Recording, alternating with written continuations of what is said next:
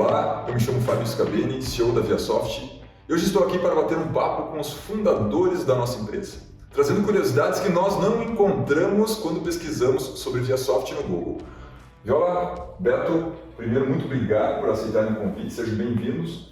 Eu queria que vocês contassem para nós as curiosidades, os desafios, quais foram os principais obstáculos nessa jornada de empreender do zero, lá em 1990, quando ainda falar em tecnologia no interior do estado era algo para malucos. Olá, Fábio, é muito bom estar aqui falando um pouquinho sobre a história. Eu acho que a história é sempre algo que desperta assim, boas emoções, porque nós seres humanos somos geralmente guardamos o que é de bom. Mas a gente hoje pode falar também o que não foi tão bom assim. Então é um prazer estar aqui falando com você, contando um pouquinho dessa história, e estar do lado aqui do Roberto, que também foi um companheiro de longa data nessa jornada, né, Roberto? Exato. E o Fábio colocou bem, nós começamos numa época em que computador não era algo comum. Então era realmente abrir um espaço que praticamente não existia, né, Viola? E o Viola começou ali um pouquinho antes de mim, mas logo na sequência nós nos juntamos e tivemos realmente alguns desafios bem interessantes, e acho que esse momento de relembrar também é muito legal. Eu tenho uma pergunta a vocês, que é: em que momento, qual foi o gatilho que fez tudo isso aqui ser iniciado? O que despertou aquele, sabe, um insight, eu vou construir a ViaSoft? Fábio, como todo empreendedor brasileiro, eu acho que sempre tem várias variáveis que se juntam e criam assim eu diria assim, o fato, né, o evento, né, da criação de um business. Obviamente que a necessidade é uma delas, né? Se a gente olhar nas pesquisas, os empreendedores, não só brasileiros, mundiais, mas principalmente brasileiros, o índice de empreendimento por necessidade é muito alto. Eu acho que isso fazia parte, porque a nossa condição financeira não era boa, obviamente. A gente era uns quebrados, não Longe disso, né? Bem isso. Então, assim, a necessidade, com toda certeza, foi um grande gatilho. Um senso de oportunidade foi um grande gatilho. O Roberto acabou de falar que nós estávamos num momento, assim, a tecnologia, a informática estava, assim, começando a florescer. O conhecimento, ele é a fonte do bom empreendimento. E o fato de eu ter ingressado no curso, eu sou aluno da primeira turma do curso da Universidade aqui em Pato Branco, e isso começou a despertar. Eu acabei indo trabalhar numa empresa que fazia era um birô de processamento de dados aqui na cidade, e já na área de tecnologia. Então, essa empresa ela usava mainframes e eu acabei virando um programador de mainframes, primeiro digitador, operador e programador de mainframes. E por coincidência, o meu professor da universidade também trabalhava naquela empresa. E eu acho que aí vem o primeiro grande fato que eu me lembro assim da minha característica, que ela perdura até hoje: convencer as pessoas a fazer algo. Olha que interessante, isso eu fui descobrindo também ao longo da história. E eu, de fato, convenci o meu professor que a gente deveria abandonar os nossos empregos naquela empresa e a gente montar a primeira empresa, assim, o comecinho dela, eu com aquele meu professor. Claro que ele era o gênio, né? Eu era o louco, né? E a gente...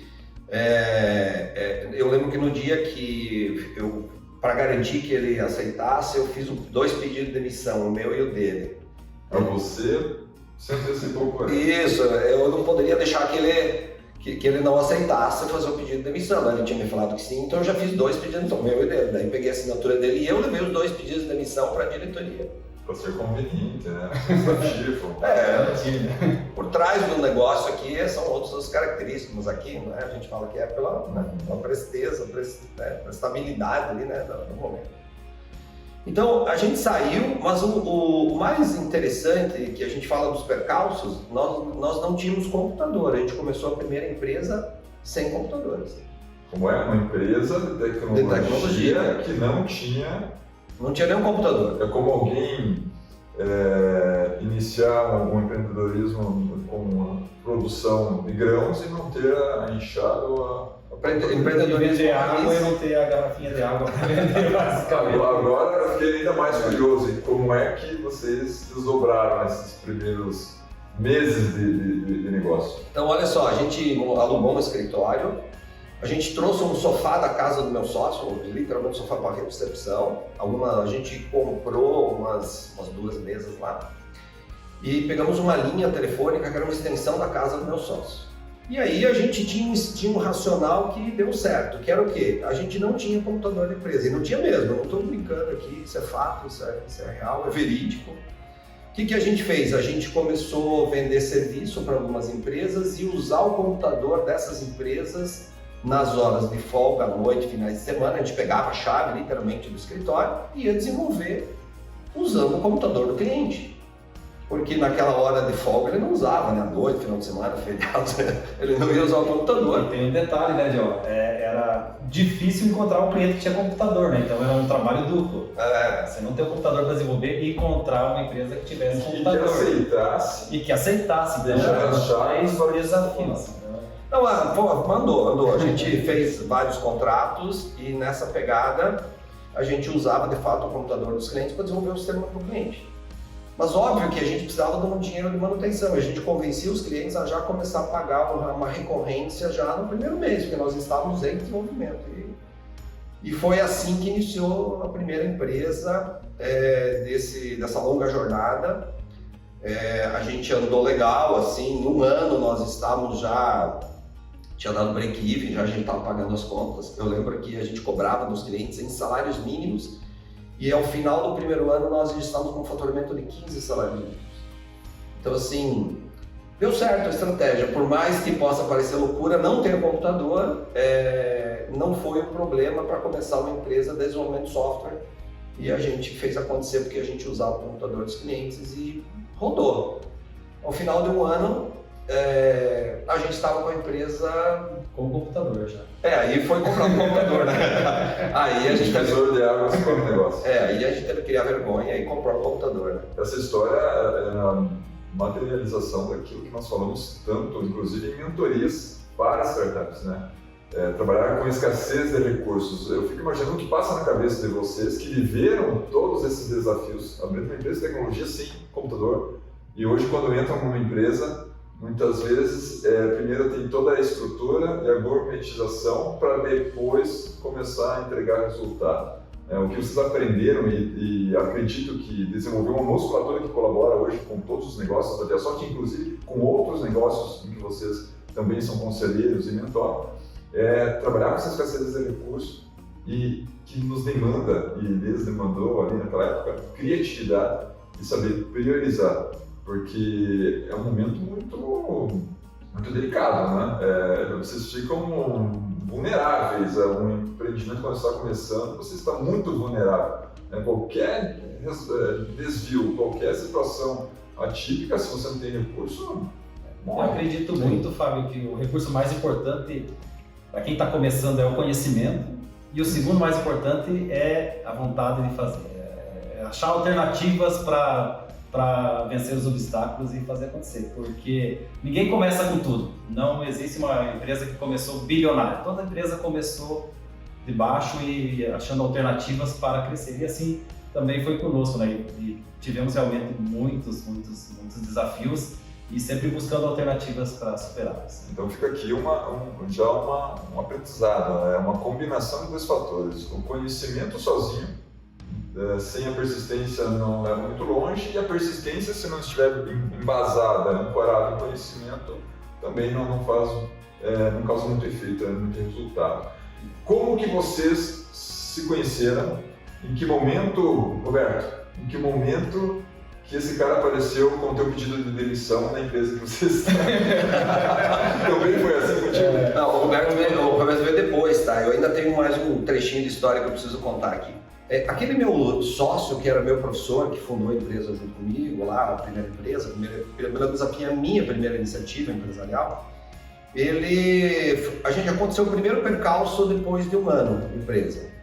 Ele decidiu que ele queria seguir carreira como professor, e ele chegou um dia na empresa e falou: eu estou saindo da empresa, você pode ficar com essa iniciativa, foi você que teve todo o sonho de construir isso, e saiu da empresa. E aí eu fiquei numa situação bem difícil, porque na verdade ele era o gênio da empresa, porque eu era o aluno dele, ele era meu professor da faculdade, vamos entender as dimensões aqui. Como ele era o professor, ele era o gênio do momento ali, sabe? Eu ainda era um aprendiz. E aí eu pensei, bom, peraí, eu tenho que buscar alguém. Mas esse alguém ainda não era o Roberto, era um ex-chefe meu que trabalhou naquela primeira empresa, naquele birô de processamentos, chamado Wilson. Eu convidei ele saiu da empresa, quer dizer, eu convenci mais um, né, a entrar no jogo. Ele saiu da empresa e veio como sócio dessa operação, substituindo aquele professor.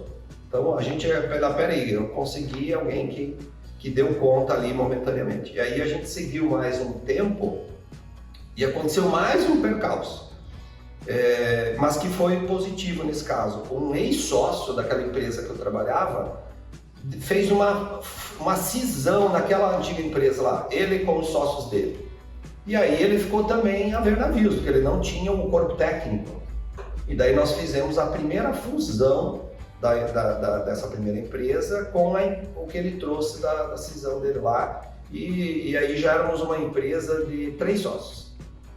E esse cara é um cara muito conhecido, o nome dele, eu chamo-se Dolivar Lavarda, o cara já é falecido, mas para quem é da região aqui de Pato Branco sabe que esse nome é icônico. O Dolivar Lavarda foi quem construiu todo o futsal, que ganhou campeonatos brasileiros, é um cara que até o ginásio hoje tem o nome dele. Então esse cara foi já um sócio, tive a honra de ser sócio dele, e a empresa começou a navegar. E aí que existe uma junção aqui desse cara aqui. Esse cara aqui, como ele já estava fazendo faculdade, que ele tinha tido aquela visão, tem que ser tecnologia e tal, a gente contratou ele pro time. Então deixa eu contar um pouquinho, se me permite, como que foi essa entrada minha no corpo técnico. Esse ex-chefe do Viola, lá naquela empresa no Birô, estudava comigo, ele também fazia a segunda turma de processamento de dados e, por coincidência, era meu vizinho, então nós nos conhecíamos desde criança. E eu trabalhava nessa empresa, que eu tinha conseguido a vaga no CPD, já estava lá uns 3 anos, aproximadamente. E aí ele chegou um dia e falou, Beto, eu chamava de Beto já, é o seguinte, eu recebi um convite aí de um cara para ser sócio dele numa empresa e eu vou ter que sair do meu emprego atual ali no Birô e essa empresa vai fechar em 6 meses, porque está indo de mudança para Curitiba. Eles vão operar por mais 6 meses, isso é em fevereiro.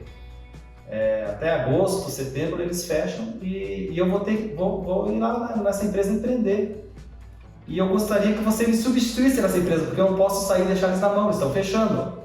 Então eu quero que você largue teu emprego atual, olha a proposta, boa. Largue teu emprego de 5 anos, que eu tinha deixado a empresa lá, e me substitua lá, né, nesse trabalho, nessa função lá no Birô de Processamento de Dados.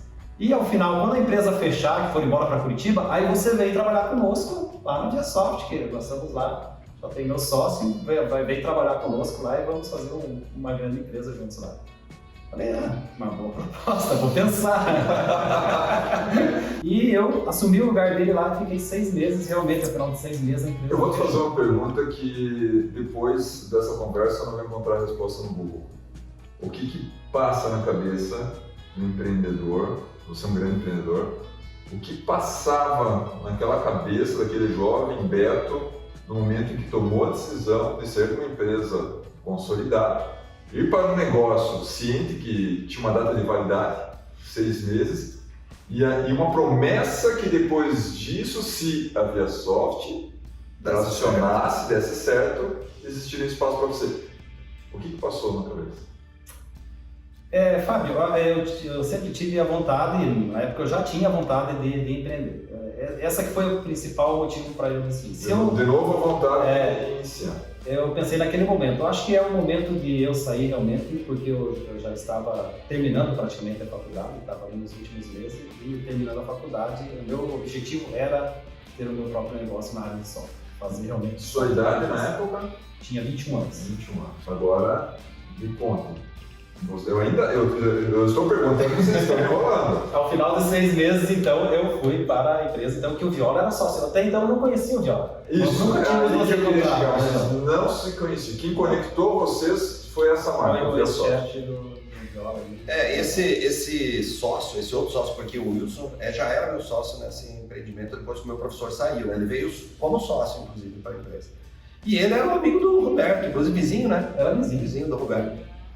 E aí, quando ele apresentou o Roberto para mim, o Roberto demonstrou características técnicas, assim, bem avançadas, a gente pensou, bom, esse cara aí, ele tem que ser mais do que funcionário da nossa empresa, ele tem que ser sócio.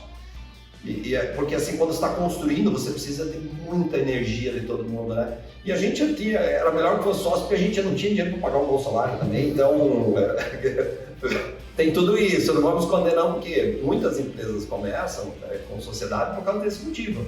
Porque não existe, obviamente, recurso para remunerar um técnico, né? E não são só empresas brasileiras, as americanas têm um processo de stock options que é exatamente isso que eu estou falando, no formato deles. É uma forma de você dar participação, trazendo bons profissionais e construindo boas empresas com poucos recursos. Aí começa a nossa jornada juntos.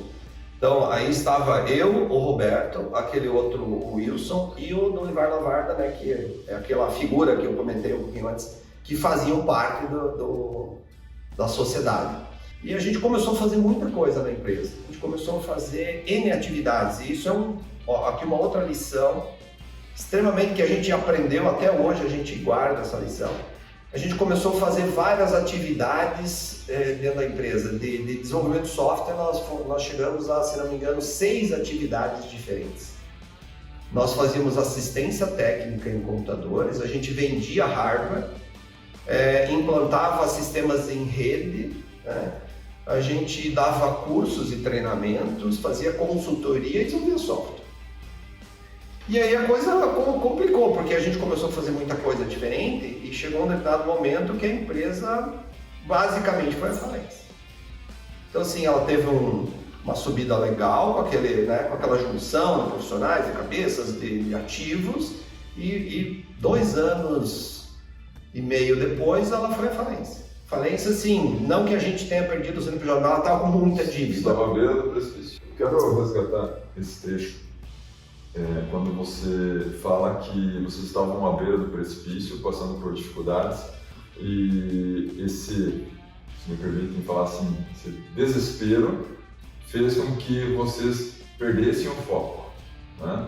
Atuando e abraçando, capturando todas as oportunidades. Aquela velha história, né, do empreendedorismo que todos falam, que é saber dizer não. O foco é saber dizer não para boas oportunidades. E vocês acabaram diversificando sem ter um corpo técnico capaz de ser bom em tudo aquilo que vocês diversificaram. E aqui você traz, todos conhecem a sua competência extraordinária em gestão, e você está trazendo isso, uma leitura, tantos anos depois, você fazendo esse resgate, que lá houve uma falha de gestão. Talvez naquele momento não era perceptível por vocês, não havia essa nível de consciência. Hoje, olhando, se você pudesse listar, isso é muito importante para quem está nos assistindo aqui, se você pudesse listar quais foram os principais erros de gestão naquela época, se você pudesse ranquear, quem estaria no topo desse ranking? Quais seriam os erros no topo desse ranking? Eu acho que o primeiro, assim, sem sombra de dúvida, é a falta de indicadores e números. Porque quando você tem números, número assim, ele é um medidor do desempenho de cada atividade empresarial. Número, eu acho hoje que é a coisa mais essencial que existe. E tem um problema grave, mais grave, que é o seguinte: o fato de nós não termos números, uma atividade ia encobrindo a outra, sabe? Porque eu falei que nós tínhamos 6 atividades, lembra? Então a gente passou a desempenhar 6 atividades diferentes. E esse fato de não ter números, uma atividade com certeza devia dar lucro, outra também, mas eu tinha 3 que drenavam o recurso. E a gente não percebeu. Quando nós fomos perceber, a empresa estava com uma dívida, para a época, monstruosa. Eu lembro assim, não são números exatos, mas a gente sempre dolarizava porque nós tínhamos a nossa moeda da época era uma moeda inflacionada, que todo mês ela mudava, perdia valor. E aí a gente dolarizava. E na minha memória, a gente tinha uma dívida de $30 mil, que para nós era gigantesca. Hoje, talvez, como uma empresa como a Biosoft, $30 mil não é relevante, mas Na época, 30 mil dólares era um absurdo de dívida e a gente se pegou, de repente, uma dívida de 30 mil dólares, uma empresa sucateada, uma empresa com dívida em banco e era uma empresa ainda pequena. E aí foi um caos, aí a gente chegou na beira de um precipício de verdade. Como a empresa estava realmente muito mal, já estava nessa descendência, eu e o Viola fomos procurar outras alternativas. Então, eu prestei um concurso para a Receita Estadual e passei como auditor fiscal da Receita Estadual. E o Viola prestou um concurso ali para o Tribunal Regional do Trabalho, Superior do Trabalho, e também passou no concurso. Então, nós já tínhamos a visão de, Plano B. Plano B. Era um bom plano B. Era bom. Era um bom plano B. Especialmente naquela época. Naquela época eram valores assim, de remuneração, eu lembro que no meu caso, era um valor de remuneração 4 vezes maior do que eu retirava da própria empresa que estava falida. Estava assim... Algo tipo 5 mil dólares, 7 mil dólares, alguma coisa assim, eram os salários, para ter uma ideia então. No comparativo. E sem desmerecer quem toma a decisão de ingressar no concurso. A dinâmica totalmente diferente de empreender sem horário para ir para casa, né? A gente trabalhava, na época já trabalhava muito, né? Eu acho que seria coisa de 10 horas, até mais, talvez por dia. Final de semana. Tinha. E o concurso, o meu em especial, o meu emprego era de 6 horas. Hoje, quando nós encaramos desafios, 33 anos depois da fundação da ViaSoft, muitos que estão começando agora, eles encontram desafios à sua frente e entendem que aquilo é uma decisão muito difícil, ocorre muitas vezes uma paralisia decisória, mas porque ainda não se experimentou em decisões mais complexas. E o que eu estou escutando aqui é um momento bem delicado da história da ViaSoft, porque baseado na decisão de vocês lá atrás, essa conversa aqui está acontecendo e essa marca existe. Você está me dizendo, Viola, que você passou no concurso, que você ganharia 4 vezes mais do que retirava da sua empresa endividada, uma empresa que estava devendo mais de 30 mil dólares, e que você trabalhava o dobro do que trabalharia para ganhar. Essa conta não fecha. Só decisões inteligentes. Resumindo é isso. Mas no fundo foi, porque quem olha a história de vocês e tem a oportunidade de assistir esse vídeo agora, sabe que é uma decisão, mas é muito fácil definir que foi inteligente depois que eu assisto. Mas teve mais problemas. Teve mais um detalhe nessa história. Teve mais um para piorar, assim, você sabe aquela história, se pode piorar, a lei de Murphy, né? Se pode piorar, vai piorar. O único que não possa piorar. Como foi? O que aconteceu? Bom, aí teve uma coisa interessante. A empresa estava falida e nós éramos em 3 sócios da área técnica, os que iniciaram o processo. O Wilson, que eu te falei que foi o meu ex-chefe que tinha vindo como sócio antes, o Roberto, que também veio como sócio depois. Nós já tínhamos aventado a possibilidade de nós comprarmos a empresa. Aquela empresa e tirar os outros 2 sócios, porque a gestão estava concentrada nesses outros 2 sócios, a gente não tinha número, a gente queria mudar o jogo, a gente queria uma empresa diferente. Então existia já essa possibilidade e aí aconteceu um fato para piorar o jogo, assim, tipo, vai dar errado, então se prepare que é certo que vai dar errado, que eu vou deixar o Roberto contar essa, que piorou ainda mais a situação da empresa naquele momento e a nossa condição. Vai lá, Roberto, essa eu vou deixar para você. O que aconteceu de interessante aí para nos ajudar na decisão é que descobrimos no mesmo dia, né? No mesmo dia. Nós nos reunimos lá, eu, o Viola e o Will, estávamos conversando, daí acho que foi você que falou primeiro, o Viola falou, gente, tem uma novidade para contar para vocês, a Dulce está grávida. Dulce, minha esposa. Dulce, a esposa do Viola, está grávida. E, na época, nós todos éramos solteiros, eu, Viola, nós éramos noivos, né? Não eu e Viola, mas nossas esposas, né? O Viola era... Cada um com a sua esposa, vamos deixar, vamos entender. Aí o Viola falou, a Dulce está grávida, daí eu falei, a Janete também está grávida. E o Wilson, outro sócio, a Elisete também está grávida. Os 3 descobriram que iam ser pais basicamente nos mesmos dias. Porque ninguém tinha contado para ninguém ainda. Ninguém tinha contado. Foi um fato interessante. E realmente, os nossos filhos ali nasceram com 20 dias de intervalo entre um e outro. Todos eles. Dentro de um período de 20 dias. E aí nós então nos reunimos, o Viola teve uma excelente ideia na época e nos chamou para conversar. Ele chamou, né, mais especificamente. É porque o Roberto era um cara assim que eu tinha que ter ele como sócio, assim, de todos os que tinham no time lá, ele eu não podia deixar fora do time. E aí aconteceu um fato muito interessante, que eu fui até o Tribunal Superior de Trabalho aqui da minha cidade para entender qual seria a minha atividade, porque eu já tinha sido chamado a assumir a função.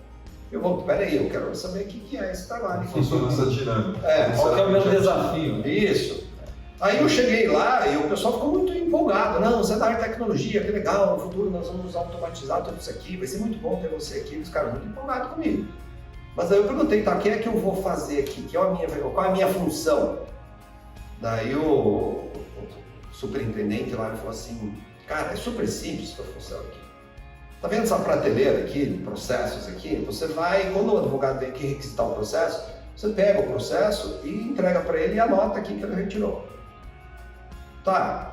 Não, na volta, quando ele devolve, você pega, dá baixa aqui e arquiva aqui de novo. Gente, eu falei, não vai dar certo isso aqui, eu vou ficar... Não vai rolar. Então eu comecei a bolar um outro plano. Pensei, bom, eu vou convencer o Roberto a abandonar o concurso dele, eu abandono o meu, tá? Chamo o Wilson, que era outro sócio da área técnica que a gente tinha começado, a gente abandona os concursos, a gente compra essa empresa falida dos demais sócios e a gente recupera ela. Uma ideia maravilhosa. Simples e fácil de executar.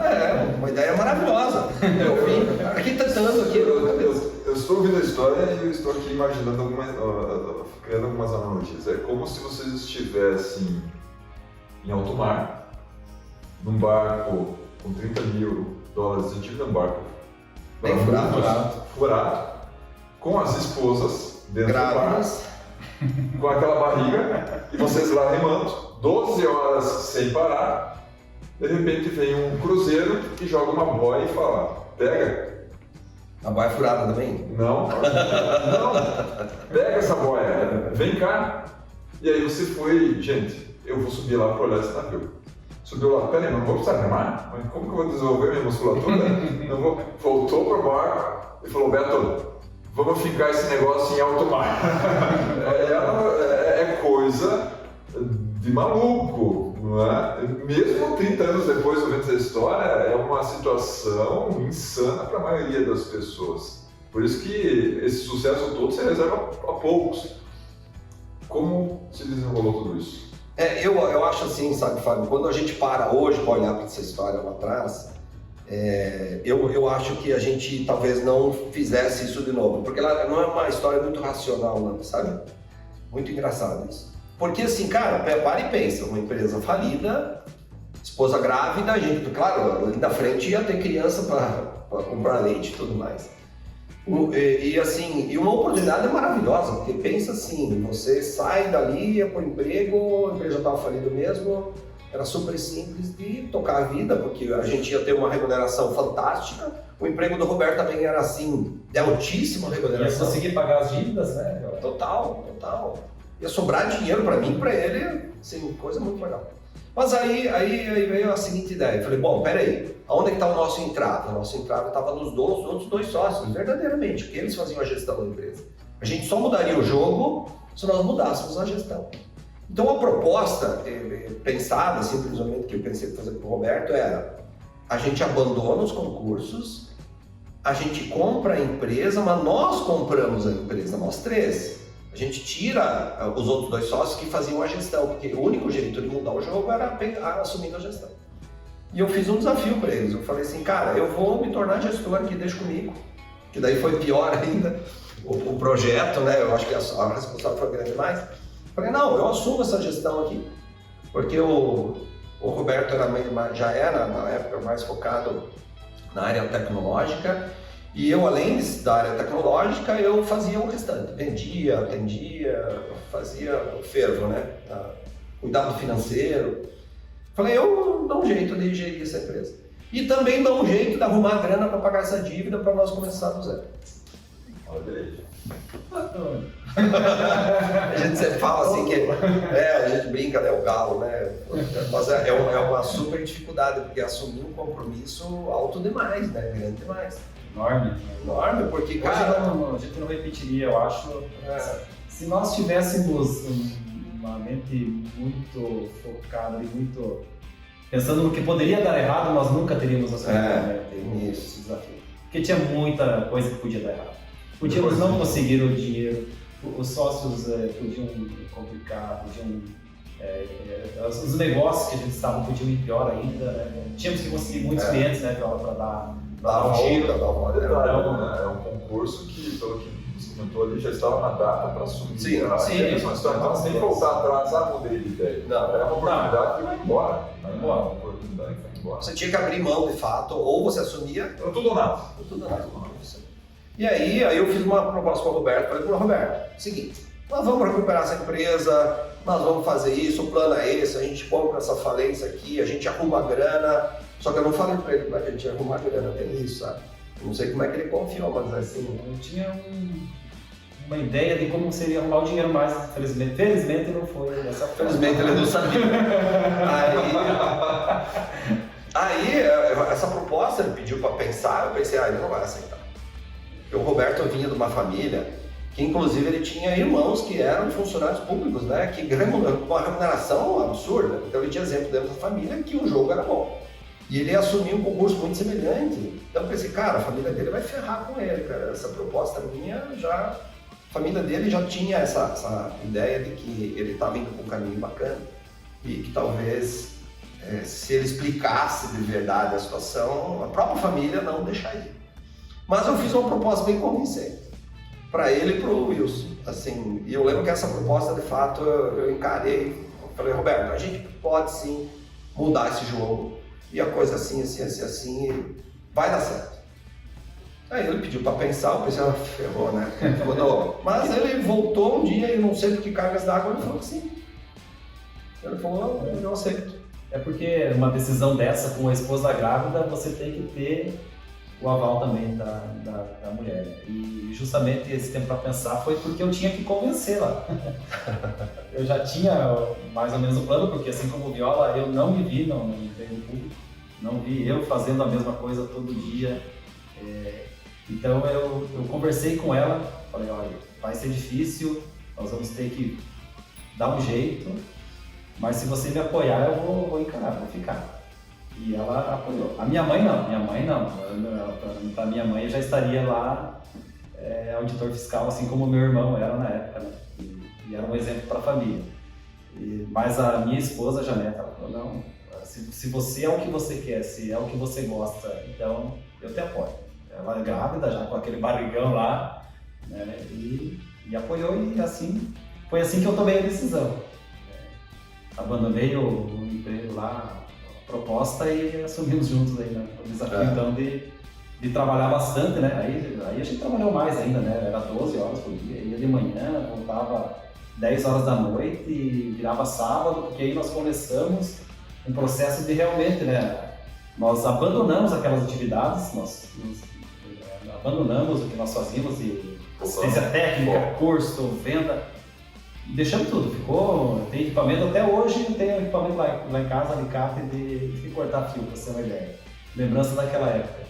E focamos em desenvolver. Então nós começamos um processo realmente de desenvolver mais um produto, focar no software, nas aplicações que nós vimos, que era realmente o que nós entendíamos, aquilo para que nós tínhamos nos preparado. É uma história muito forte, porque tudo indicava para que vocês não seguissem. A força da maré era totalmente contrária, vocês tiveram que lutar muito. E eu fico imaginando o desafio mental aqui dessas tomadas de decisão, porque não envolvia só vocês, todo mundo paga um preço, a família, a esposa, a parceria também verdadeira, genuína, de falar vai ser isso que tu quer, abrindo mão de uma zona de conforto, né? De uma zona de conforto que estava ali, ao dizer um sim no concurso, E aí beber, naquela época, eu sempre falo, é diferente de hoje. Não existia fralda descartável, não existia acesso a um micro-ondas como é hoje. Hoje é totalmente diferente aqui. Naquela época, ia empreender, abrir mão de tempo com a família, deve ter sido uma barra ali no início, né? E sem garantia nenhuma, sem nenhum cheque de investidor anjo ou coisa parecida, que inclusive é um trecho da história que vocês vão trazer aqui. Como é que vocês levantaram, como é que vocês tracionaram essa grana para dar a volta por cima, mesmo com tantos ajustes estratégicos de ajuste de foco. Isso foi mérito total aí do Viola, então eu vou deixar aqui. Bom, aí, então a gente acabou comprando a massa falida dos dois sócios, né? Que a estratégia era essa. A partir do momento que eu e ele, principalmente eu e o Roberto, decidimos abandonar o concurso, o outro sócio ele não tinha um concurso, né? Ele estava no jogo e não tinha muita opção. Não tinha muita opção, mas a gente se dava bem e tal. Aí nós fizemos uma proposta e compramos a massa falida. A massa falida, ela não era uma falência. Nós compramos a dívida, vamos dizer assim, a empresa na condição deles saírem e deixarem que a gente resolveria a parada. E eles aceitaram, obviamente, que era muito cômodo, né? Alguém que compre a dívida, né? E não tocar o jogo. Eles aceitaram e nós ficamos nós três. Aí qual que era a primeira grande desafio? Era arrumar grana para cobrir um rombo bancário que tinha na época, porque os juros bancários na época mensalmente eram muito altos. Eu lembro que era uma inflação de 15% ao mês. Então a dívida, se ela ficasse lá no banco, ela ia crescer muito rapidamente e ela afogaria a gente. Então nós precisávamos de grana para zerar aquele grande passivo que tinha, que era a primeira coisa. Tipo assim, peraí, tem que zerar o passivo, não tem o que fazer. Ou você zera o passivo ou você vai se afogar. Era como se uma avalanche estava vindo para cima de você. Aí foi uma grande sacada que foi assim, nós tínhamos aí já moral com algumas empresas e a gente resolveu projetar um software de gestão integrado. Na verdade, na época eles não eram integrados, eles eram modulares, eram módulos que faziam determinadas funções. A gente resolveu projetar um software de gestão integrado e a gente já vendeu esse software para algumas empresas, a gente foi até algumas empresas, vendendo aquele projeto de fato, com a obrigação do cliente nos pagar imediatamente 50% do projeto. Por quê? Porque a gente precisava da grana para pagar a tal do rombo, né? E a gente conseguiu. Nós conseguimos com grandes empresas aqui na cidade fazer essa operação. A Atlas Eletrodomésticos, que é uma grande empresa, inclusive nacional, topou esse projeto. E era novembro e nós íamos entregar em julho esse projeto no ano seguinte. Claro, nós só tínhamos que desenvolver o software, né? o sistema. A gente vendeu antecipadamente, a empresa pagou 50% do projeto. Aí a Patoesc, uma outra empresa também da cidade, grande, a mesma coisa, a gente conseguiu vender, cobrando 50%, porque aquele 50% ia tapar alguns buracos lá pra gente. Teve uma outra empresa, que é a Alto São Galeazzi, que topou o projeto, mas não aceitou pagar antecipadamente. E aí faltou grana. A gente, com aquela operação, a gente pagava 50% daquelas dívidas, mas faltava mais grana. Aí a gente resolveu fazer uma operação que na área agrícola, como a nossa região, uma região produtora, fazer venda de soja verde, que chama-se. Você está em novembro, a soja vai produzir em abril, né? Você pode vender o cereal que você vai produzir. E nós vendemos 5.000 sacas de soja verde em novembro, porque daí você recebe dinheiro antecipado, tem um deságio lá de 30%, eu lembro até hoje que esse 30% é caro pra caramba. É um juro considerável. Mas você tem um dinheiro, então a gente foi até uma empresa aqui da cidade, a gente fez essa proposta, o empresário topou, não sei por que cargas d'água, né? Porque a gente não tinha operação agrícola, né? Mas a gente vendeu, porque era um jeito de receber dinheiro naquele momento e pagar. Daí com aquilo nós quitamos as dívidas. Então a gente vendeu 5.000 sacos de soja verde e quitamos as dívidas. Tipo assim, foi a primeira grande operação que nós fizemos na empresa, zera a dívida, dá um jeito, joga para frente esse débito aí e vamos começar a respirar para a gente agora começar a trabalhar. Foi a primeira grande operação, a primeira grande jogada, eu diria assim, da nova gestão da ViaSoft. E aí ficaram com uma soja verde para amadurecer. Não, a gente não tinha soja. Não tinha. Não tinha, Mas foi uma jogada baseada muito... Estou certo disso. Você trouxe anteriormente a questão da importância de olhar números. Vocês certamente sentaram, olharam números, fizeram análise e fizeram contas, né, do que era mais jogo ali, se era manter a dívida com o juro mais tragédia sem fim, ou chegar no fim trágico que foi buscar esse recurso fora. Então, vamos lá. Hoje vocês estão aqui na minha frente em 2. Até esse momento vocês estavam em 3 sócios. 3 sócios. 3 sócios. Como que se desenvolveu? Cumpriram com os prazos? Atenderam às expectativas da Atlas, da Galeazzi, da Pato Oeste? Como que se desenrolou? Porque tem um grande desafio que é toparem essa proposta, mas vem um desafio minutos depois. Uma obrigação, né? Porque você entra na expectativa de uma sala de fazer um acordo desses, de que aceita.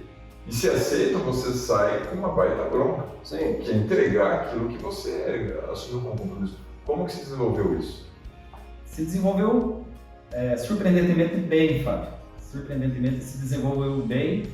Nós conseguimos fazer as entregas dentro do prazo, cumprimos o prometido, os clientes pagaram o restante, né? Pagaram o restante das parcelas. Ambas as partes cumpriram com Nós conseguimos quitar o contrato de soja, né, Biel? Aí a gente teve que comprar a soja, entendeu? Porque a gente não tinha, né? Mas a parte técnica do sistema integrado gerencial, que é o SIG, né, que nós conhecemos, surgiu nessa época. Então, resultado desse esforço ali, num curto espaço de tempo, nós conseguimos fazer o sistema integrado para atender Atlas, atender Galeazzi, atender, enfim, esses e outros clientes que daí, em consequência desse novo produto que se mostrou realmente muito bom, conseguimos atender um grande número de clientes. E eu acho que foi a grande virada da empresa nesse momento, né? Nós conseguimos criar um produto que atendesse bem, para a época com uma tecnologia realmente inovadora, já dicionário de dados, criação de campos personalizados, né? Que para a época nenhum software tinha isso, o próprio integrando as áreas, integrando as áreas. Que era um grande diferencial na época, integrando as áreas. Não, era um produto revolucionário. Realmente muito bom. Saiu, de fato, um produto mega revolucionário, que era superior a tudo que tinha no mercado. Não tinha nenhuma empresa de tecnologia na época que tinha um produto que chegava próximo daquilo. Era um produto agradável, com tela flexível, você podia mudar campos na tela de forma dinâmica. Era um produtaço, assim, um produto acima de qualquer... Não tinha nenhum concorrente que tinha um produto tão bom quanto o nosso. Então, friendly, assim, tão fácil de ser usado. Então, isso foi revolucionário. Mas hoje, também, graças a essa obrigação, essa necessidade, esse jogo de guerra que a gente estava inserido naquele momento. Mas tem mais um fator, assim, que foi também determinante para a gente poder cumprir o prazo. Lembra que eu falei para você antes que a gente tinha 6 atividades com os outros sócios, né, que levou a empresa à falência? Nos primeiros dias da empresa, a gente resolveu acabar com todas as áreas que eram acessórias. O Roberto até já comentou um pouco sobre isso. E nós ficamos somente com desenvolvimento de software. Então a gente tinha venda de computadores, assistência técnica, cursos, treinamento, uma série de coisas. A gente resolveu cortar tudo. Sabe? Isso foi assim, uma dor, porque alguns desses tinham contratos que a gente tinha recorrência, que era mais uma graninha que entrava, mas a gente resolveu topar o jogo. Peraí, acaba com tudo e volta para o foco, essa palavra é bem importante, volta para o foco, ganha especialidade nesse foco e é nisso que tem que dar certo. Então essa, eu diria assim, foi a segunda grande sacada, né, nossa, como gestão, de fazer a empresa virar especialista em software. E daí nós viramos software desde criancinha, abandonamos todo o restante, cancelamos os contratos que tinha e voltamos ao software. E é isso que permitiu aí a gente dar tanto foco que criar, além de cumprir o prazo, criar um mega produto, que foi a base inicial lá para a reconstrução da empresa. Algumas lições que eu já tiro aqui dessa nossa conversa, acredito que quem está nos assistindo também. Primeiro, a vontade. aquela vontade genuína, não é aquela, eu acho que eu quero, não. Vontade, aquela chama, aquela fome de, é isso que eu quero, custe o que custar, e custou muito para vocês. Custou. Eu fico aqui imaginando as noites, as conversas, um bebê vindo aí. Eles nasceram nesse meio. Então a vontade, ela tem que ser genuína. Então a vontade é o primeiro critério. Vontade. Segundo, o conhecimento. Porque vocês também canalizaram energia naquilo que vocês tinham domínio e conheciam. Terceiro, que foi trazido pelo Roberto em alguns momentos, e também Viola trazendo, peraí, eu não vou desistir, persistência. E o quarto, que acaba de ser trazido, o foco. Então, vontade, conhecimento, persistência e foco. Eu estou aqui nessa aula que eu estou ganhando, são as 4 lições principais que foram fundamentais para que vocês impactassem milhares de vidas, de empresas, de pessoas que sozinho, Roberto, seria impossível. Seria muito bem sucedido num pequeno empreendimento pela sua competência, não tenho dúvida, mas para impactar tantas pessoas, sozinho não seria possível, e vocês dois dão essa prova aqui, né? E foi um divisor de águas. Quando você fala SIG, que foi uma criação quando você estava lá, provavelmente dando uma mamadeira e criando código, foi o software que eu tive o primeiro contato, o primeiro ERP do mercado com o qual eu tive contato foi o SIG, na minha entrada dentro desse mundo, dessa jornada chamada ViaSoft. E então, quero, antes de dar a sequência, parabenizar vocês dois pela garra, pela determinação, pelo exemplo. É por isso que vocês merecem todo o respeito do mundo, daqueles que de uma maneira ou outra, direto ou indiretamente, são impactados pela ViaSoft. Tem uma carga, só que pesa. Usar essa camiseta aqui é uma responsa muito grande, e principalmente mais agora, conhecendo essa história. Eu já tive a oportunidade de ouvir fragmentos, mas com todas essas conexões, é a primeira vez, e eu agradeço até a quem promoveu essa oportunidade, nós estarmos aqui. E depois? O que veio depois?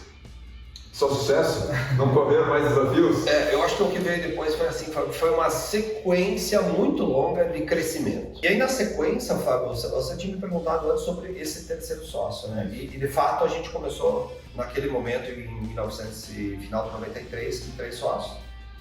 E a empresa foi crescendo, a empresa chegou a construir a sede, a empresa teve um produto que foi, inclusive, era vendido nos balcões Sebrae, que era o nosso primeiro produto de caixinha, primeiro produto de software já em ambiente Windows. E N conquistas, né? Todo ano a gente tinha uma conquista, mas teve uma situação que com esse terceiro sócio a gente não tinha um alinhamento estratégico de fato, né? E chegou um determinado momento, nós decidimos fazer uma proposta de cisão societária, ou de compra, ou de venda, ou de dividir, né, as operações da empresa, para que a gente tivesse, conseguisse nós imprimir dentro daquilo que nos cabia, um DNA, uma metodologia muito mais pró-cliente e tudo mais. E ele topou, ele aceitou vender essa operação, né, a parte societária dele, nós compramos. E aí... A empresa já estava tão boa assim, compramos a parte dos sócios, então já tínhamos dinheiro em caixa, como foi isso? Na verdade não, Fábio. Na verdade a empresa ainda estava em estruturação, nós tínhamos acabado de mudar para a sede, então tínhamos muita coisa para fazer ainda, para realizar, mas o alinhamento ali, estratégico, realmente nós vimos que precisava ser resolvido, porque senão nós não tínhamos perspectiva de crescer muito. Então nós fizemos esse alinhamento, decidimos então fazer essa cisão. Como o Viola falou, ele optou por sair, né? Nós demos a possibilidade para ele. Aí nós compramos a participação dele e para comprar a participação dele, inclusive, nós demos a nossa casa, eu dei minha casa, o Viola tinha casa também. Então, nesse momento vocês já estavam no barquinho melhor. Já tínhamos uma casa, pelo Vocês menos. só, vamos voltar a pegar o bote. Tivemos que entregar o barco. Obrigado, E parcelamos para 18 meses um valor alto para quitação. Mas ele saiu bem de boa, nós temos um relacionamento tranquilo até hoje. Inclusive ele virou nosso fornecedor. Ele criou uma empresa. Quase que imediatamente, né? Imediatamente, já. Que bacana quando isso é possível, né? Nem sempre, a gente sabe que nem sempre é assim que se encerram as sociedades. Né? Você sabe que a negociação societária tem um fato bem interessante para comentar aqui. Nós começamos ela segunda-feira de manhã e assinamos os contratos na quarta-feira de meio-dia. Foi super rápida, a gente fez um levantamento de ativos e de direitos, deveres e de valuation da empresa e literalmente na quarta de meio-dia, eu lembro até hoje, nós assinamos os contratos. Foi assim super rápido, a gente tomou as decisões, conversamos várias vezes e tal e resolvemos, e foi muito bom para ele e foi bom para nós, porque ele passou a ter um negócio, né, que o Roberto já comentou, que virou nosso fornecedor, e nós o nosso do jeito que a gente queria conduzir. É uma coisa que... Inclusive ele já tinha o pensamento, depois ele falou para nós, que ele tinha o pensamento de ter esse outro negócio. Então já estava no radar dele. Isso explica talvez a celeridade em resolver. Paramos as partes, foi já bom tinha para esse desejo, talvez faltava alguém tomar essa iniciativa. E o que eu percebo ao longo da história que vocês estão me contando é que vocês não têm, não faz parte de vocês aquele empurrar com a barriga. Se vocês identificam que tem que ser tomada uma decisão, mesmo que cause impacto, vocês... É aquela velha história, é melhor fim trágico que uma tragédia sem fim. E vocês estão aqui dando vários exemplos para quem está nos assistindo e eu aprendendo aqui de como é que isso acontece na prática, né? E é importante isso, sabe? Eu acho que tudo tem um limite e você, quando termina esse limite, você tem que tomar a decisão. Eu acho que isso, olhando um pouquinho para a história, a gente foi bom nisso. Eu acho que talvez a gente não tenha decisões tão agressivas, mas vai chegar naquele limite e você vai tomar decisão. Acho que a gente tomou as decisões. E o exemplo é a empresa aí do tamanho que está, né? Então, talvez a gente pudesse ser mais enérgico até em alguns momentos, mas eu acho que respeitadas as devidas proporções, essas decisões sempre foram tomadas. João Liberto, a dinâmica do mercado naquela época era uma, desde do número de profissionais disponíveis, talentos disponíveis no mercado, concorrência também era algo muito diferente do que é hoje. Como que vocês conseguiram tracionar os negócios da ViaSoft mantendo a competitividade? Porque isso também é um fator que não foi discutido aqui até agora, não entrou na nossa pauta, mas é algo que está super presente nos dias de hoje. Hoje nós temos, lá no passado, dentro das condições que vocês tinham, e isso eu sei porque eu resgatei fotos do passado, com vocês dois apresentando análise SWOT, e hoje eu sei que muitas empresas hoje não sabem o que é uma análise SWOT. Vocês lá em 1994 dando treinamento, falando sobre análise SWOT, falando sobre planejamento, organização, direção e controle, falando sobre funções de gestão, uma empresa de tecnologia conscientizando sobre a importância da gestão. Hoje, vocês com todo esse conhecimento, essa bagagem, eu queria compreender quais foram os desafios relacionados à análise de mercado, a superar a concorrência, a manter-se relevante, porque aquilo que foi criado lá atrás era um baita diferencial, né? Integrar as áreas. Mas hoje, se alguém tentar vender um software dizendo que o diferencial é integrar áreas, o empresário fala, muito obrigado, isso é o feijão com arroz que você deveria já fazer, qualquer um tem que fazer.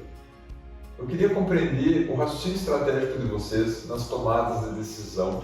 Quero que vocês compartilhem isso com quem está nos assistindo, que levou vocês a tomar decisões de verticalização, porque em algum momento vocês enxugaram a operação, vocês definiram foco, mas em outro momento vocês abriram o foco. Usando do conhecimento, do know-how que vocês tinham, vocês acabaram decidindo atuar em diferentes atividades econômicas com o mesmo produto, mas isso depois verticalizou, a gente vai chegar lá. Como que se deu isso? Como que se deu essa tomada de decisão e quais foram os desafios encontrados quando também ampliou o número de concorrentes que assistindo o sucesso do que vocês construíram, decidiram copiar essa forma? Bom, eu acho, Fábio, inovação não dura a vida toda. Qualquer boa e grande inovação não vai durar o ciclo eterno. Então, isso tem que ser bem consciente. Então, você precisa inovar, mas entenda que a inovação não dura a vida toda. Ela tem um período, um ciclo de impacto, de eficiência. Então, aquele produto que foi criado, um produto integrado, que o Roberto estava falando, ele teve um ciclo e chegou a um determinado ponto ele morreu. Ele não foi mais relevante. Tanto é que o próprio sistema de franchising da ViaSoft, que começou em 95, também teve um ciclo, impactou fortemente, mas chegou a um ponto ele degradou, ele não foi impactante.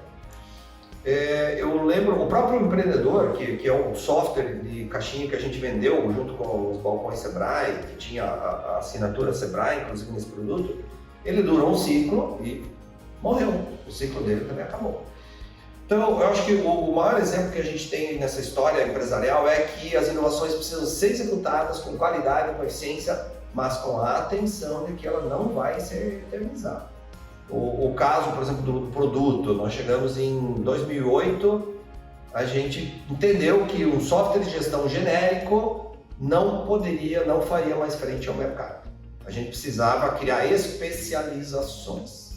E foi aí que surgiu talvez o grande primeiro projeto de especialização da ViaSoft, que foi o AgroTitan, que é um software de gestão, continuava sendo um software integrado de gestão, em ERP, mas que começou a ter foco, começou a olhar para o mercado e levar para aquele mercado já muita coisa pronta, muita metodologia, as melhores práticas já embutidas ali no software, a especialização no produto. Porque até hoje grandes empresas não têm isso. Grandes marcas bem conhecidas, elas têm um produtão genérico, que isso não ajuda a empresa. A empresa ela tem que se virar sozinha com um monte de coisa. Agora, produto especializado como a gente fez, cara, é um super diferencial de gestão, porque ele leva para a empresa já um caminhão de boas práticas, já prontas, já resolvidas, já extraídas do mercado, que já estão rodando uma base cliente muito grande. E isso foi, eu diria assim, um novo ciclo, uma nova inovação, que tem um ciclo ainda, esse ciclo ainda está produzindo resultados na ViaSoft, mas aquele modelo anterior de produto genérico já morreu. E que não foi uma decisão fácil, né? Nesse momento eu já fazia parte como colaborador, entrei aqui como estagiário, mas eu me recordo que havia muita resistência, como vocês certamente enfrentaram em toda a jornada, mas a resistência daqueles por que mexer no time que está ganhando. E essa é uma outra sacada de vocês dois. Vocês não esperam o gráfico inverter. Talvez lá no início isso aconteceu, quando vocês diversificaram e aí vocês trouxeram essa história para nós, que vocês estavam crescendo, de repente, inverteu, entrou até um novo sócio, uma gestão também não tão preparada e entrou em queda. Vocês aprenderam com os erros e isso é importante no empreendedorismo, isso é importante para quem almeja seguir o exemplo de vocês, porque vocês não esperaram mais, ao longo da jornada, quem assiste de perto quando eu tenho essa oportunidade, vocês não esperam vencer a data de validade da inovação chegar. Vocês estão alguns anos, quem sabe décadas antes, pensando o que vem. E isso estava presente em você quando decidiu escolher o curso. Sim. Isso estava presente em você quando decidiu, é isso aqui que eu vou fazer, se eu assumir esse concurso. E isso, ele está presente no DNA das decisões de vocês. Porque em 2008, 2007 a 2008, quando vocês decidiram verticalizar, o desconforto foi muito grande dentro de uma organização que já tinha uma boa estrutura. Né? Já tinham lá as células, eu me lembro que eram chamadas de células, tinha equipe de suporte e desenvolvimento que cuidava só da área de estoque. Né? Então tinha lá, eu sou especialista em estoque, eu sou especialista em financeiro, mas no fundo, quando juntava tudo aquilo, era uma turma de generalistas que tentavam atender a todos com a mesma coisa. Nós tínhamos justamente isso, né, Fábio? Era um software genérico que atendia muitas áreas diferentes e sem essa especialidade. E isso que era bom no passado, essa vantagem competitiva, ela já estava dando sinais de que iria degradar, como ela falou, né? Então a gente entende que não tem uma vantagem competitiva duradoura, eterna, é uma licença competitiva, como se diz, né? Sem licença para ter uma vantagem Por um competitiva período. por um período de tempo e que você tem que estar consciente que vai vencer. E a gente tomou aquela decisão de começar a verticalizar porque a gente entendeu que nós poderíamos, principalmente, nós sempre nos preocupamos com o cliente. Nós entendemos que, sendo generalista, nós não conseguiríamos atender como deveríamos. A gente tinha que se especializar. Aquela área que nós tínhamos um carinho muito especial, que nós começamos lá no início, que era agronegócios, nós vamos criar então um produto específico para agronegócios. Vamos trazer especialistas em agronegócio, ajudar a gente a construir esse produto, trazer, então, além de um software apenas, um conhecimento, boas práticas, a melhor forma de fazer, agregar conhecimento e serviço direcionado para a área. Então, aí nós começamos com o AgroTitã, que foi a primeira experiência que daí se mostrou realmente muito certo. E essa licença competitiva ainda está válida, mas nós temos consciência de que nesse momento precisamos inovar. E deu tão certo, Roberto e Viola, que hoje eu falo hoje, mas nós há vários anos, a própria vertical da AgroTitã, ela ganhou uma musculatura, um tamanho que é N vezes o que era toda a ViaSoft em 2008. E não só o AgroTitã, mas outras operações de varejo, outras operações, outras verticais que foram criadas. Então vocês multiplicaram o sucesso, vocês replicaram o modelo de negócio ViaSoft e as boas práticas. E Beto acabou de falar a verdade. Até quando isso é uma vantagem competitiva? A gente já sabe que não é o que nos garante o futuro, o sucesso de amanhã, esse sucesso que é alugado, né? Não é comprado, ele é alugado. Todo dia ele tem que pagar o aluguel, uma mensalidade. E é esse trabalho, esse afinco, essa persistência de reinventar e que se trabalha agora com redesign organizacional e tudo mais. É sensacional ouvir toda essa história. 2023, tivemos várias mudanças aqui dentro. Tivemos, desde a verticalização até aqui, muitas coisas sendo criadas. Nós tivemos um movimento, eu não consigo mais chamar apenas de evento, eu chamo de movimento, que é o Connect, o ViaSoft Connect, que se tornou agora no movimento de todos, porque novamente vocês olhando para todos e não só para vocês abrem as portas para que outras empresas, instituições, entidades façam parte desse movimento que se chama agora Connect Week. Nós tivemos um prêmio Empresa Inovadora.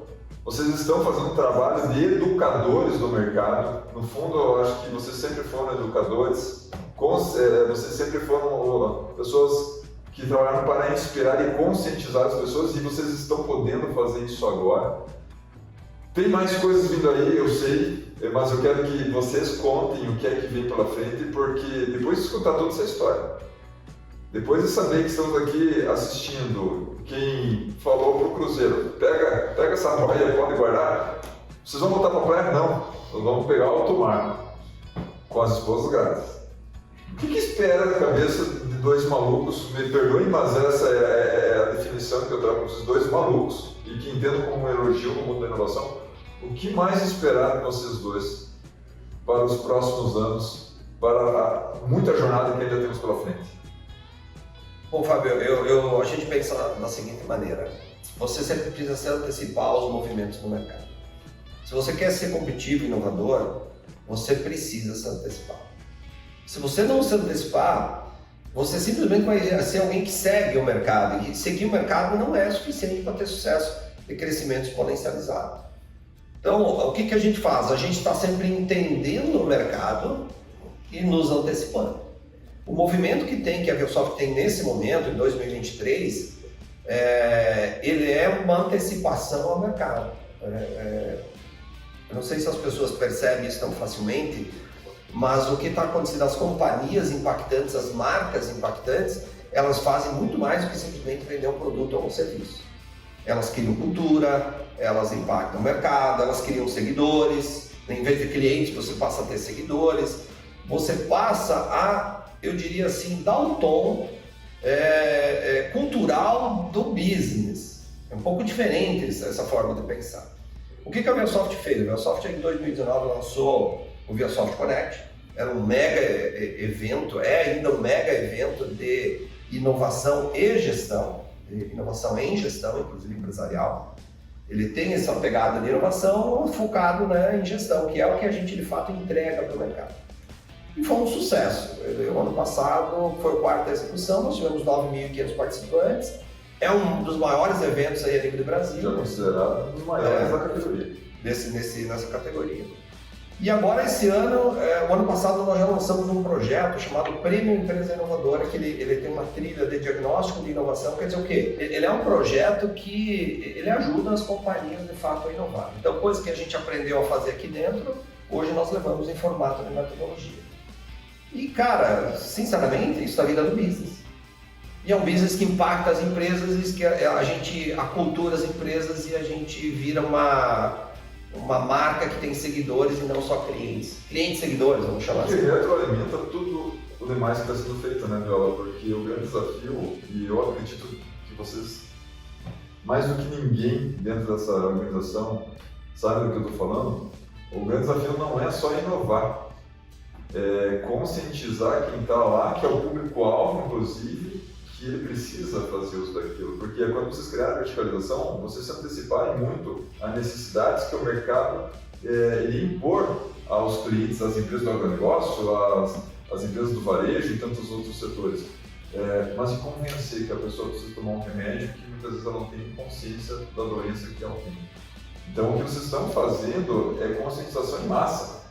Né? Até então, a ViaSoft cresceu de uma maneira orgânica muito forte. A gente nem falou aqui sobre as incorporações, sobre as compras, as decisões importantes de como vocês tiveram, vamos comprar uma participação da ViaSoft, vamos vender a casa. Vocês não pararam, vamos comprar agora empresas, vamos trazer mais pessoas para dividir esse sucesso. E isso é conscientização em massa. O que vocês estão fazendo é conscientização em massa transformada no negócio, comercialmente atrativo, que isso tem a mão de vocês. Vocês estão a campo, né? Vocês poderiam muito bem estar na rede curtindo todo esse sucesso e não, vocês não param. Para nós encaminharmos para o encerramento, que a conversa está muito boa e eu poderia ficar horas aqui com vocês. Eu vou fazer uma pergunta e queria ouvir de cada um de vocês aquilo que é de vocês. Viola acaba de entregar a posição de CEO da empresa, depois de tantos anos, e entrega no auge. Eu falo isso como quem está vindo fazer essa sucessão. Eu digo assim que você entrega a posição de CEO no auge. Roberto, sabemos que está tracionando vários projetos que não têm qualquer relação com o business que até aqui a ViaSoft construiu. Nós estamos falando de serviços financeiros, estamos falando de fintech e está simplesmente pegando do zero. Não está pegando um framework pronto aqui dentro, não. Está olhando as boas práticas, está colocando à disposição de um novo projeto mais de 3 décadas de experiências, de erros e acertos e dessas lições. Para encerrar, qual é a grande lição que eu posso tirar? Eu quero saber o seguinte: por quê? Por que Viola? Por que sair de CEO para encarar mais desafios? Por que Beto? Deixar a posição de tecnologia que você fazia, me desculpem, de braços cruzados praticamente, só aqui mentorando, nadando de braçada, eu diria, acho que essa é a expressão para nadando de braçada na tecnologia, para encarar o mercado agora, lançando um evento, um projeto, um movimento para uma empresa inovadora, ambos com o Connect. Por que, Beto?